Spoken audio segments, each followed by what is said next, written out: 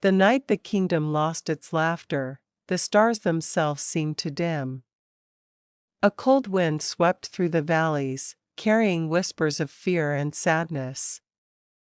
Deep inside the royal palace, a young princess stood by a window, her small hands pressed against the glass, watching her world slowly fade into silence. What she did not know yet was this: before the sun would rise again, her heart would be tested, her courage would be awakened, and a single act of kindness would begin a journey powerful enough to heal an entire kingdom. Before we continue, dear friends, if you love magical stories filled with heart, hope, and lessons that stay with you, don't forget to subscribe, like, and comment below.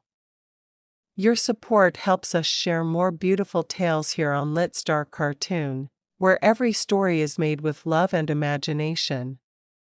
Now, let us begin this magical journey together. Once upon a time, in a peaceful land called Everglow Valley, there lived a kind and gentle princess named Elara. Everglow Valley was known across the land for its golden fields, clear rivers, and smiling people. Music floated through the streets every morning, and children laughed freely as they ran beneath blooming cherry trees. Kindness was the true treasure of the kingdom, passed from one generation to the next. Princess Elara was not admired because of her crown or her palace. She was loved because she listened. She listened to the farmers who worried about their crops, to the bakers who woke before dawn, and to the children who shared their dreams without fear. Whenever someone felt invisible, Elara made them feel seen. Her mother, Queen Maribel, often said, "A true ruler's strength is not in power, but in compassion." Elara held those words close to her heart. One evening, as autumn leaves painted the ground in shades of gold and red, something strange happened. The queen fell ill. At first, it seemed like a simple sickness, but as days passed, her strength faded. The healers tried every potion, every spell, every ancient remedy they knew. Nothing worked. Soon, the sickness spread beyond the palace walls. People grew tired. Flowers wilted. The rivers lost their sparkle. It was as if the kingdom itself was slowly losing hope. The royal council gathered in hushed voices, their faces heavy with worry. An ancient scholar stepped forward, his voice trembling as he spoke of an old legend. "There is only one cure," he said.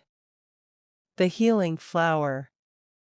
It blooms once every 100 years, deep within the whispering forest. Its magic restores not just the body, but the spirit."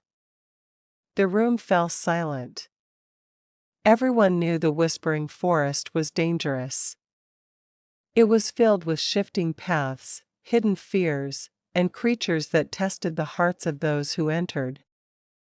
Many who went and never returned. Princess Elara stood up before anyone could stop her. "I will go," she said softly but firmly. Gasps echoed through the chamber. The guards protested. The council begged her to reconsider. But Elara's eyes were steady. "If kindness is what defines our kingdom," she said, "then I cannot ask someone else to risk their life when my people are suffering." Before dawn, Elara set out on her journey. She wore a simple cloak instead of royal robes and carried only a small satchel. As she passed through the city gates, villagers gathered silently. An old woman pressed a warm loaf of bread into her hands. A little boy offered her a carved wooden star for luck. "Come back to us," he whispered. "I will," Elara promised, holding the star close. The whispering forest greeted her with towering trees and soft, glowing mist. The air felt alive, as if the forest was watching her every step. The deeper she went, the quieter it became, until even her own footsteps sounded too loud. Soon, she came across her first challenge. A wounded deer lay trembling beside the path, its leg caught in a sharp thorn. Elara hesitated. Time mattered.